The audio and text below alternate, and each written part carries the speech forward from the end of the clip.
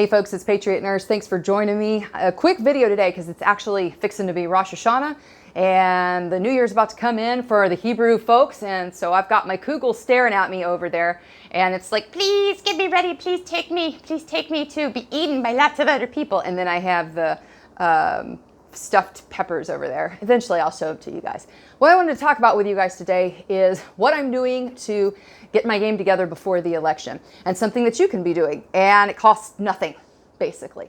Cardio. Oh, people don't want to hear that. What, Patriot Nurse? You mean I can't just sit on the couch and binge watch Netflix and be better prepared that way? You mean video games don't cover it? Nope. Sorry. No, they don't. No, they don't. Y'all, if you are cleared with your doctor to do it, you need to be getting into good cardio shape, especially if you're in urban areas that are prone to rioting, because the last thing that I want, but what I'm realistically preparing for, is rioting in urban and even suburban areas. And if that be the case, we need to be able to run the Mogadishu Mile. What's she talking about, the Mogadishu Mile? Watch the movie Black Hawk Down or read the book. Cardio is important, because if you get into a situation where you're having to defend yourself, your family, your neighborhood, a la Kenosha, cardio is king, because you can bet that the creatures that are out at 0200, 0300, they're hopped up on a whole bunch of substances that make them not feel pain and make that heart rate go really, really fast. And it can be pretty difficult to outrun somebody who's hopped up on a whole bunch of substances that make them semi-superhuman. Even if their brain is the size of a pea, their body is going and going without fatigue. And so, considering the potential for breakdown in rule of law, and really living a martial lifestyle, embracing the totality of the responsibilities of being an armed citizen in the republic in which we live, gotta have some cardio. Gotta have some cardio. Strength training, of course, is a good move. Eating well is a good move, but like if you gotta throw on plates and run with your rifle with 3 mags, you're gonna be winded if you're not in good shape. So consider that. Consider that. Another thing to consider is getting your medical game together, because we're fixing to go into flu season. And I released the 4-hour online class at thepatriotnurseacademy.com, thepatriotnurseacademy.com. So that way you guys can get your mind right and get in that problem-solving framework, because it's not enough just to have medical kit, guys. It's not. I'd be lying to you to tell you that it is. And I'm not going to lie to people. I'm not going to be inauthentic. No way. You got to have your mind right. And you got to have problem solving and a framework for addressing things in front of you. It used to be that we taught people these basic skills, you know, the doctor mom, and now it's everybody's so terrified of their own shadow that they call, you know, the doctor, or they run to the ER for the least little thing. Granted, there are certainly times to call doctors and go to ERs, but my goal in the class and making that class available for people was to get you guys trained up, so that way you can increase your self-sufficiency and hopefully save you some money, some time, energy, and effort, not spending money wasted going and sitting in ERs for hours upon end, you know, if it's something that you could have taken care of at home. So definitely check that out if you haven't. Get yourself medically squared away, guys. Got to get your mind right. Like the mind, the body, being disciplined about these things, that's part of being a well-rounded human being. But we have a responsibility as free citizens here in the republic that is the United States, the constitutional republic. You know, we need to be able to take care of our neighborhoods at a moment's notice. It's kind of what the Minutemen were, really. Wars are not won by fat men. Oh, everybody just got really offended. It's true.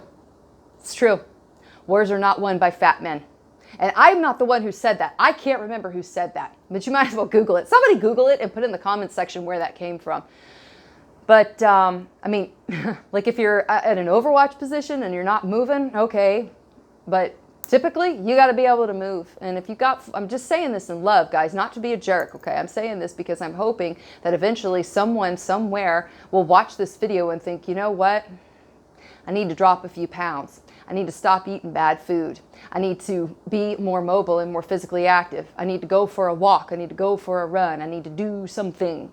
I need to PT. I need to do something so that way I'm ready. Guys, like I would not be doing y'all a favor if I just sat here and blew smoke at you and said, oh, how awesome. Let me stroke your ego. Oh, here's some more ego. Want some more ego? Nope. There's plenty of channels that do that. That ain't me. I don't want to be a jerk, but at the same time, I would be doing you a favor if I said, hey, it's cool that you're 40 pounds overweight. You're going to be fine. You may, but guess who's going to win at 0300 with a whole bunch of people hopped up on crazy stuff in a crowd that suddenly decides they want to converge on your neighborhood?